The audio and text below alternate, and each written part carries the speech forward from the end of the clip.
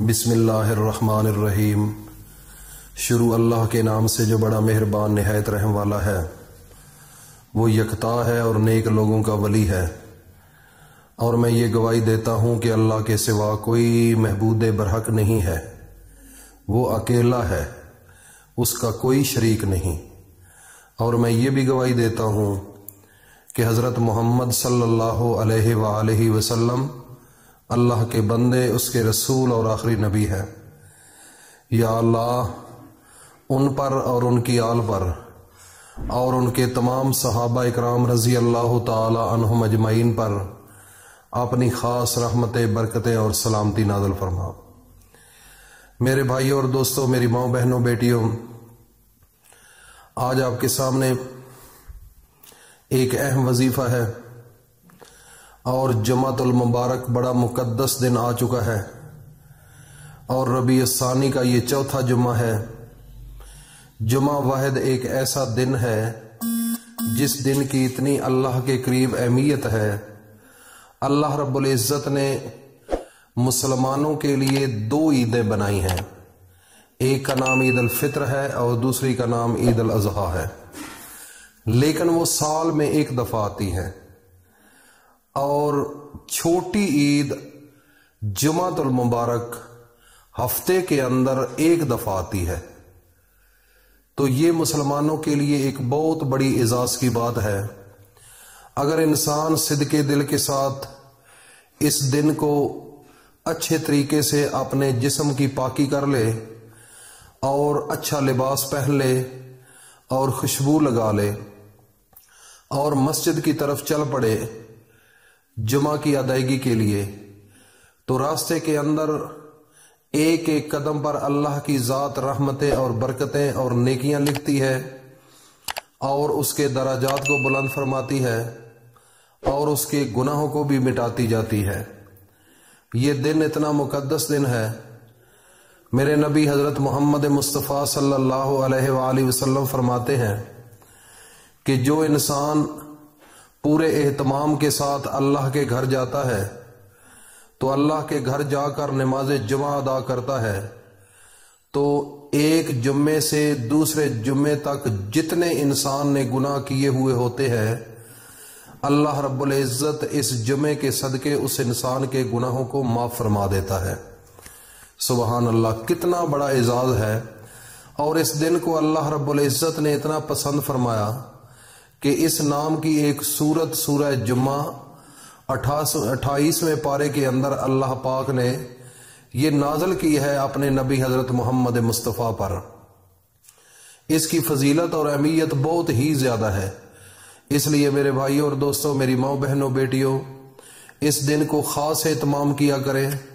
میرے نبی حضرت محمد مصطفیٰ جب بھی جمعے کا دن آتا تھا تو اپنی تمام مصروفیات کو ترک کر دیتے تھے اور اللہ کے حضور سجدہ ریز ہو کر اللہ سے معافی مانگتے تھے، اور اللہ سے مانگتے تھے، اپنی امت کے لیے دعائیں مانگتے تھے اور اس دنیا کے لیے دعائیں مانگتے تھے، کیونکہ اللہ نے ان کو رحمت للعالمین بنا کر بھیجا تھا۔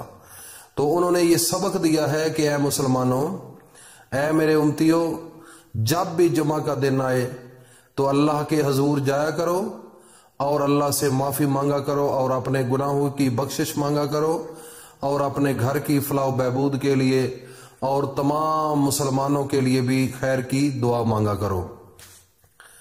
تو میرے بھائیوں اور دوستوں، میری ماں بہنوں، بیٹیوں، میرے نبی حضرت محمد مصطفیٰ فرماتے ہیں کہ یہ دن اللہ کی خاص رحمتوں کا اور برکتوں کا دن ہوتا ہے۔ اس دن کو اللہ کی سلامتی ہوتی ہے۔ تو جو انسان صدقے دل کے ساتھ اس دن کو اللہ کے سامنے جھک کر دعا مانگتا ہے، رزق کے لیے، گھر کے اندر پریشانی کے لیے، یا گھر کے اندر کوئی بیماری ہو اس کے لیے، یا کوئی بھی انسان کو کوئی کسی قسم کی حاجت ہو، جب وہ اللہ کے سامنے ہاتھ اٹھا کر اللہ سے مانگتا ہے، تو اس دن کی اتنا تقدس ہے، اس دن کی اتنی فضیلت ہے کہ اللہ رب العزت اس دن کو خاص اپنے فرشتوں کو اس دنیا پر بھیجتے ہیں، اور ان فرشتوں کو گواہ بنا کر اس انسان کی مدد کرتے ہیں۔ تو میرے بھائیوں اور دوستوں، ہم نے اللہ کا راستہ چھوڑ دیا ہے، اپنے نبی حضرت محمد مصطفیٰ صلی اللہ علیہ وآلہ وسلم کا راستہ چھوڑ دیا ہے۔ جس کی وجہ سے ہر انسان ذلیل و خوار ہو رہا ہے. ہر گھر کے اندر پریشانی ہے، ہر گھر کے اندر ٹینشنیں، مصیبتیں ہیں اور تنگ دستی ہے. جن گھروں کے اندر پیسہ ہے وہ بھی پریشان ہے، ان کے پاس اگر بیٹھو تو وہ بھی اتنے پریشان ہیں کہ جس کی انتہا نہیں ہے. تو سکون دینے والی تو فقط ایک اللہ کی ذات ہے، جس نے پوری کائنات کو بنایا ہے، جس نے اس پوری کائنات کو سجایا ہے. تو ہم اس کو چھوڑ کر اگر ہم غلط راہ روی پر، غلط راستے پر چل کر پیسہ کمانے کی کوشش کریں گے اور اپنے گھر کو خوشحال بنانے کی کوشش کریں گے تو میرے بھائی اور دوستو، یہ آپ کی خام خیالی ہے اور یہ غلط سوچ ہے. یہ آپ کو سکون نہیں مل سکتا. آج آپ کے سامنے ایک ایسا وظیفہ لے کر حاضر ہوا ہوں.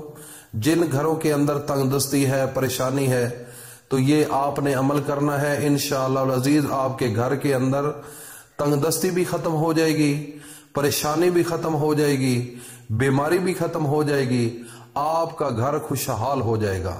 یہ آپ نے جمعہ کے دن کرنا ہے. عمل کرنا کس طریقے سے ہے؟ ایک لونگ لے لینا ہے بالکل صاف ستھرا اور اچھے والا، اور ایک انڈا لے لینا ہے. جب آپ نماز سے فارغ ہو جائیں، نماز عصر کے بعد بھی کر سکتے ہیں اور نماز مغرب کے بعد بھی، اس کے بعد آپ نے مصلی پر بیٹھ کر اس لونگ کو اور اس انڈے کو اپنے پاس رکھ لینا ہے. اس کو اپنے پاس رکھنے کے بعد آپ نے شروع میں 3 بار درود ابراہیمی پڑھنا ہے. اس کے بعد سورہ کوثر کو آپ نے 129 مرتبہ پڑھنا ہے، اور ایک تسبیح آپ نے پڑھنی ہے استغفر اللہ ربی من کل ذنب واتوب علیہ. اور آخر میں پھر 3 بار درود شریف پڑھنے کے بعد درود ابراہیمی پڑھنا ہے، اور پڑھ کر اس کے بعد ان دونوں چیزوں پر آپ نے پھونک مار دینا ہے اور اللہ کے سامنے ہاتھ اٹھا کر اللہ سے مانگنا ہے. جس چیز کی طلب ہے وہ کھل کر اللہ سے مانگیں. ایسا مانگیں کہ جیسے ایک فقیر کسی کے گھر کے سامنے آ کر کسی سے بھیک مانگتا ہے. تو میرے بھائی اور دوستو، عاجز ہو کر اپنی آنکھوں میں آنسو لے آ کر اور اللہ کے سامنے جھک کر اللہ سے مانگو. ایسے مانگو، ایسے مانگو کہ خود اپنا ضمیر اور دل مطمئن ہو جائے کہ اب اللہ رب العزت مجھے ہر صورت میں دیں گے اور اب میری دعا قبول ہو چکی ہے. اس کے بعد یہ عمل کرنے کے بعد آپ نے اس انڈے کو اور اس لونگ کو اپنے پاس کسی جگہ پر رکھ لینا ہے. صبح اٹھ کر آپ نے اگر کوئی تالاب ہے یا دریا آپ کے پاس ہے یا کوئی نہر ہے جہاں پر مچھلیاں ہوں، کمے ہوں، کچھوے جس کو کہتے ہیں، یا اور کوئی آبی جانور ہو، تو ان کو دونوں چیزوں کو پانی میں پھینک دینا ہے. وہ جب اس کو کھائیں گے تو آپ کی طرف سے یہ صدقہ جاریہ ہو جائے گا، آپ کا یہ صدقہ ہو جائے گا. صدقہ ایک ایسی چیز ہے جو کہ ہر بلا کو ختم کر دیتا ہے، ہر بلا جسم سے ٹال دیتا ہے. وہ گھر جو ہے بالکل آزاد ہو جاتے ہیں اور کوئی کسی قسم کا دکھ تکلیف ان کے گھر نہیں رہتا.